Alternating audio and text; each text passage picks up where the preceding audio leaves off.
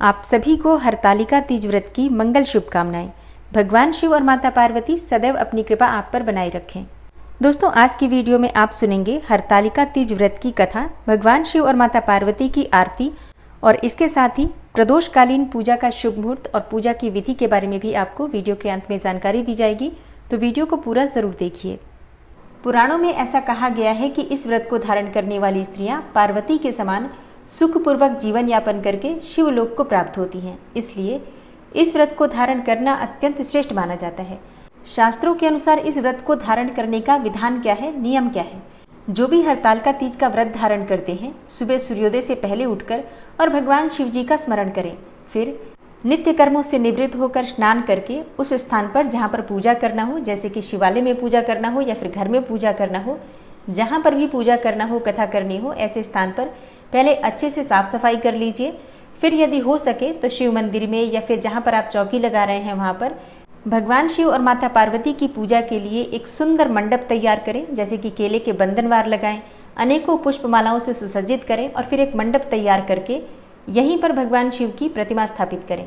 अच्छा देखिए, शास्त्रों में ऐसा कहा गया है कि सुहाग चाहने वाली स्त्रियों को शंकर और पार्वती की बालू अर्थात रेत की प्रतिमा बनाकर उसे इस मंडप में स्थापित करके फिर पूजा करना चाहिए। अब बालू या फिर रेत नहीं मिलता है तो ऐसे में आप मिट्टी की प्रतिमा भी बना सकते हैं, और किसी कारणवश अगर आप मिट्टी की प्रतिमा भी नहीं बना पाते हैं तो ऐसे में आप चाहें तो जो शिवलिंग आपके घर में है उस शिवलिंग की भी पूजा कर सकते हैं, या फिर जैसे कि अगर आप मंदिर जाकर पूजा कर रहे हैं तो मंदिर में जो शिवलिंग है तो वहाँ पर उस शिवलिंग की भी पूजा कर सकते हैं। मतलब शिवलिंग आवश्यक है, या फिर शिव और पार्वती की कोई मूर्ति कच्ची मिट्टी की मिल जाती है तो आप वो भी ले सकते हैं। विधि विधान से भगवान शिव की पूजा करने के बाद पूजा में शिव और पार्वती से संबंधित कोई भी स्तोत्र आप पढ़ सकते हैं, या फिर चाहे तो शिव चालीसा का पाठ कर सकते हैं। उसके बाद एकाग्रचित्त होकर कथा का पाठ करना चाहिए या फिर कथा सुननी चाहिए। तो अब सुनते हैं हरतालिका तीज व्रत की कथा। जिनके दिव्य केशों पर मंदार अर्थात आक के पुष्पों की माला शोभा देती है और जिन भगवान शंकर के मस्तक पर चंद्र और कंठ में मुंडों की माला पड़ी हुई है, जो माता पार्वती दिव्य वस्त्रों से तथा भगवान शंकर दिगंबर वेश धारण किए हैं, उन दोनों भवानी शंकर को हम नमस्कार करते हैं। एक समय की बात है, कैलाश पर्वत के सुंदर शिखर पर माता पार्वती जी ने श्री महादेव जी से पूछा, हे महेश्वर, मुझसे आप वह गुप्त से गुप्त वार्ता कहिए जो सबके लिए सब धर्मों से भी सरल तथा महान फल देने वाली हो। हे नाथ, यदि आप मुझ पर भली भांति प्रसन्न हैं तो आप उसे मेरे सम्मुख प्रकट कीजिए। हे जगतनाथ, आप आदि मध्य और अंत रहित हैं, आपकी माया का कोई पार नहीं है। आपको मैंने किस भांति प्राप्त किया है और कौन से व्रत, तप या फिर दान के पुण्य फल से आप मुझको वर के रूप में मिले? देवी पार्वती के इस प्रश्न को सुनकर श्री महादेव जी बोले, हे देवी सुनो, मैं तुम्हारे सम्मुख उस व्रत को कहता हूँ जो परम गुप्त है। जैसे तारागणों में चंद्रमा और ग्रहों में सूर्य, वर्णों में ब्राह्मण, देवताओं में गंगा, पुराणों में महाभारत, वेदों में साम और इंद्रियों में मन श्रेष्ठ है, वैसे ही पुराण और वेद सब में इसका वर्णन आया है, जिसके प्रभाव से तुमको मेरा आधा आसन प्राप्त हुआ है। हे प्रिय, उसी का मैं तुमसे वर्णन करता हूँ, तुम ध्यान पूर्वक सुनो। भाद्रपद मास में अर्थात भादो मास के शुक्ल पक्ष की हस्त नक्षत्र संयुक्त तृतीया अर्थात तीज के दिन इस व्रत का अनुष्ठान मात्र करने से सब पापों का नाश हो जाता है। तुमने पहले हिमालय पर्वत पर इसी महान व्रत को किया था जो मैं तुम्हें सुनाता हूँ। पार्वती जी बोली, हे प्रभु, इस व्रत को मैंने किस लिए किया था यह मुझे सुनने की इच्छा है, सो कृपा करके कहिए। शंकर जी बोले, आर्यावर्त में हिमालय नामक एक महान पर्वत है, जहाँ अनेकों प्रकार की भूमि अनेकों प्रकार के वृक्षों से सुशोभित है, जो सदैव बर्फ से ढके हुए तथा गंगा की कलकल ध्वनि से शब्दायमान रहता है। हे देवी पार्वती जी, तुमने बाल्यकाल में उसी स्थान पर परम तप किया था और 12 वर्ष तक के महीने में जल में रहकर तथा वैशाख मास में अग्नि में प्रवेश करके तप किया। श्रावण के महीने में बाहर खुले में निवास करके अन्न त्याग करके तप करती रही। तुम्हारे उस कष्ट को देखकर तुम्हारे पिता को बड़ी चिंता हुई। वे चिंतातुर होकर सोचने लगे कि मैं इस कन्या की शादी किससे करूं। इस अवसर पर दैव योग से ब्रह्मा जी के पुत्र नारद जी वहां आए।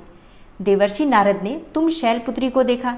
तुम्हारे पिता हिमालय ने देवर्षि को अर्घ्य, पाद्य, आसन देकर सम्मान सहित बिठाया और कहा, हे मुनीश्वर, आपने यहाँ तक आने का कष्ट क्यों किया? कहिए, क्या आज्ञा है?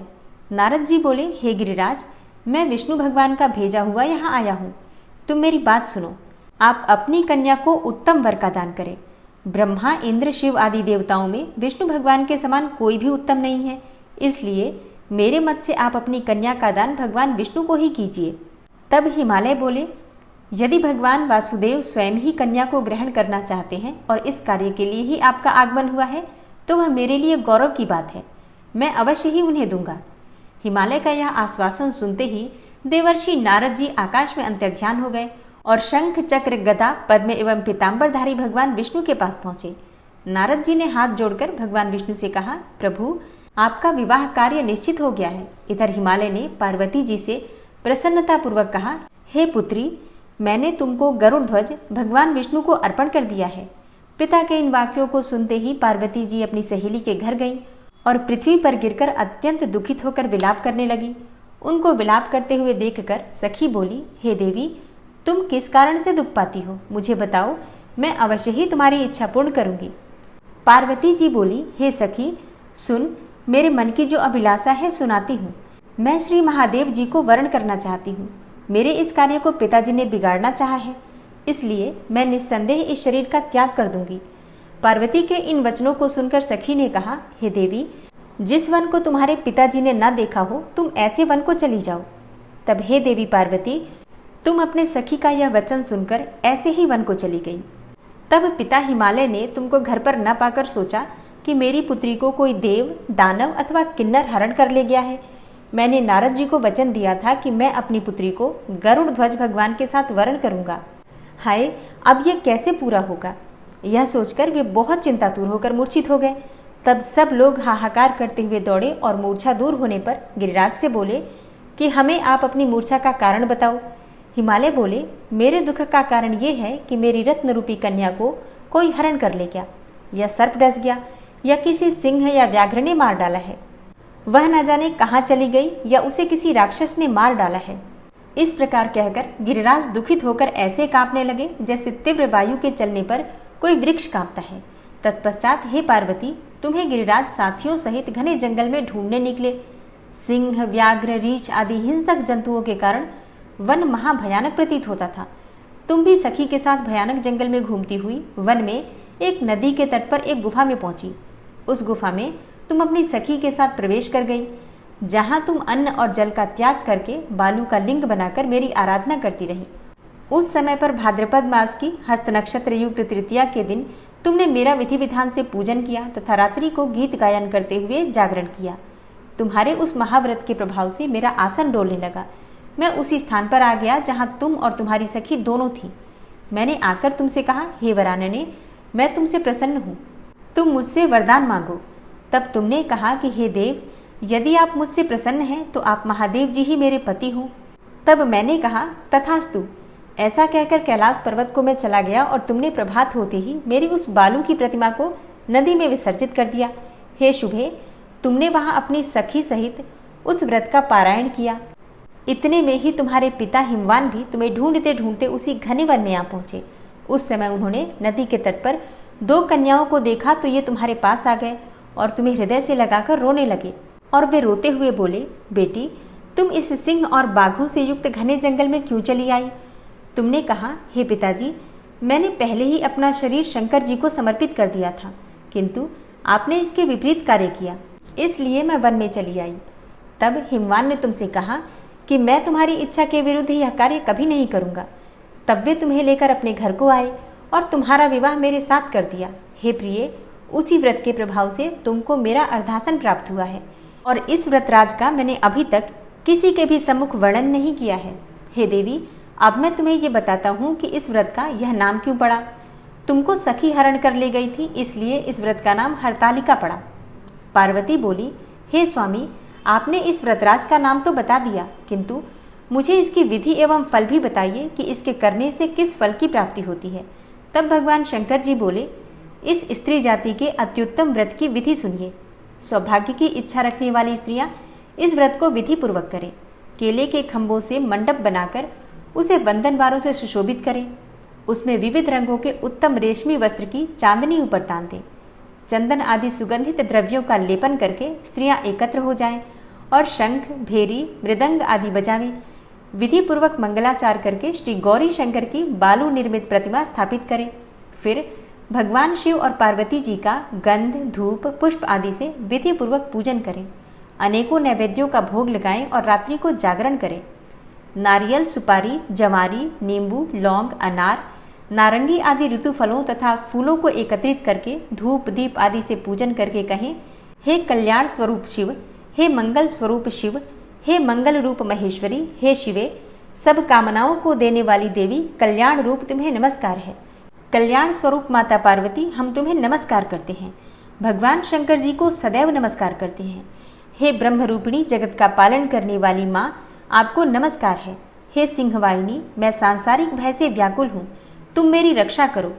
हे महेश्वरी, मैंने इसी अभिलाषा से आपका पूजन किया है। हे माता पार्वती, आप मेरे ऊपर प्रसन्न होकर मुझे सुख और सौभाग्य प्रदान कीजिए। इस प्रकार के शब्दों द्वारा उमा सहित शंकर जी का पूजन करें। विधि पूर्वक कथा सुनकर गौ, वस्त्र, आभूषण आदि ब्राह्मणों को दान करें। इस प्रकार से व्रत करने वाले के सब पाप नष्ट हो जाते हैं। हे पार्वती, भाद्रपद मास की शुक्ल पक्ष की तृतीया को तुमने मेरी आराधना करके जो व्रत किया था, उसी के फलस्वरूप मेरा तुमसे विवाह हो सका। इसका महत्व ये है कि मैं इस व्रत को करने वाली कुंवारियों को मनोवांछित फल देता हूँ। इसलिए सौभाग्य की इच्छा रखने वाली प्रत्येक युवती को ये व्रत पूरी एक निष्ठा तथा आस्था से करना चाहिए। और अब आप सुनेंगे सबसे पहले माता पार्वती की आरती, उसके बाद भगवान भोलेनाथ की आरती। ओम जय पार्वती माता, मैया जय पार्वती माता, ब्रह्म सनातन देवी, शुभ फल की दाता। ओम जय पार्वती माता, जय पार्वती माता, मैया जय पार्वती माता। अरिकुल पद्मा निवासिनी, जय सेवक त्राता, मैया जय पार्वती माता। जग जीवन जगदम्बा, हरिहर गुण गाता। ओम जय पार्वती माता, मैया जय पार्वती माता। सिंह को वाहन साजे, कुंडल है साथा, मैया कुंडल है साथा। देव बंधु जस गावत, नृत्य करत ताथा। ओम जय पार्वती माता। सतयुग रूप शील अति सुंदर, नाम सती कहलाता, मैया नाम सती कहलाता। हिमांचल घर जन्मी, सखियन रंग राता, मैया जय पार्वती माता। शुंभ निशुंभ विदारे, हिमांचल स्थाता, मैया हिमांचल स्थाता। सहस्त्रभुज तनुधरि के, चक्र लियो हाथा, मैया जय पार्वती माता। सृष्टि रूप तू ही जननी, शिव संग रंग राता, मैया शिव संग रंग राता। नंदी भृगी बिन लाही, सारा मद माता। ओम जय पार्वती माता। देवन अरज करते हैं, तव चित को लाता, मैया तव चित को लाता। गावत दे दे ताली, मन में रंग राता, मैया जय पार्वती माता। श्री प्रताप आरती मैया की, जो कोई है गाता, मैया जो कोई नित्य गाता, मैया प्रेम सहित गाता। सदा सुखी रहता वो, सुख संपत्ति पाता। ओम जय पार्वती माता, जय पार्वती माता, मैया जय पार्वती माता। ब्रह्म सनातन देवी, शुभ फल की दाता, मैया जय पार्वती माता। और अब आप सुनेंगे भगवान भोलेनाथ की आरती। ओम जय शिव ओमकारा, प्रभु हर शिव ओमकारा। ब्रह्मा विष्णु सदा शिव, अर्धांगी धारा। ओम जय शिव ओमकारा। एकानन चतुरानन, पंचानन राजे, हंसानन गरुड़ासन वृषवाहन साजे। ओम जय शिव ओमकारा। दो भुज चार चतुर्भुज, 10 भुज अति सोहे। त्रिगुण रूप निरखता, त्रिभुवन जन मोहे। ओम जय शिव ओमकारा। अक्षमाला बनमाला मुंडमाला धारी, त्रिपुरारी कंसारी करमाला धारी।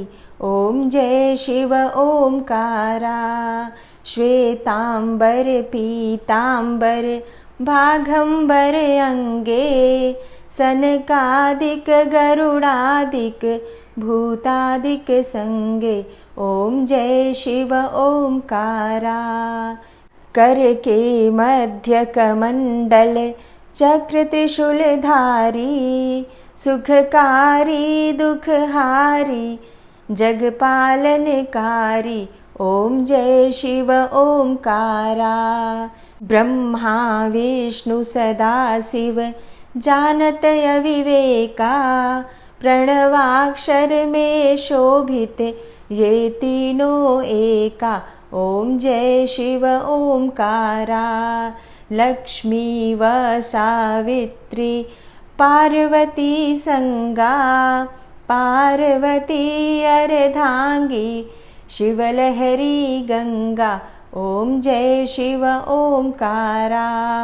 पर्वत सोहे पार्वती और शंकर कैलाशा, भांग धतूर का भोजन भस्मी में वासा। ओम जय शिव ओमकारा। जटा में गंग बहत है गल मुंडन माला, शेष नाग लिपटावत ओढ़त मृग छाला। ओम जय शिव ओमकारा। काशी में विराजे विश्वनाथा नंदी ब्रह्मचारी, नित उठ दर्शन पावत महिमा अति भारी। ओम जय शिव ओमकारा। त्रिगुण स्वामी जी की आरती, त्रिगुण स्वामी जी की आरती जो कोई नर गावे, कहत शिवानंद स्वामी सुख संपत्ति पावे। ओम जय शिव ओमकारा। ओम जय शिव ओमकारा। प्रभु हर शिव ओमकारा, ब्रह्मा विष्णु सदाशिव अर्धांगी धारा। ओम जय शिव ओमकारा। प्रेम से बोलिए भगवान भोलेनाथ की जय, माता पार्वती की जय। दोस्तों, सुबह की पूजा आपने कर ही लिया होगा और शाम की पूजा का शुभ मुहूर्त आपको प्राप्त होगा शाम 5:30 से रात्रि 8:30 तक। वैसे हरतालिका तीज के व्रत में रात्रि जागरण का विधान है, मतलब रात्रि में जितना समय भी हो सके जागकर भगवान शिव और माता पार्वती की पूजा की जाती है। तो आपसे जितना समय भी हो सके जागकर भगवान शिव की माता पार्वती की पूजा कीजिए, प्रार्थना कीजिए, आराधना कीजिए। और हाँ, घर के मंदिर में एक अखंड दीपक अवश्य प्रज्वलित करके रखिए, ताकि अगर आप रात्रि में सो भी जाते हैं तो दीपक की वजह से आपको रात्रि जागरण का ही फल मिलता है। तो दोस्तों, ये है आज की वीडियो। उम्मीद करती हूँ आपके लिए उपयोगी होगी। अच्छी लगी हो वीडियो तो लाइक कीजिए, शेयर कीजिए।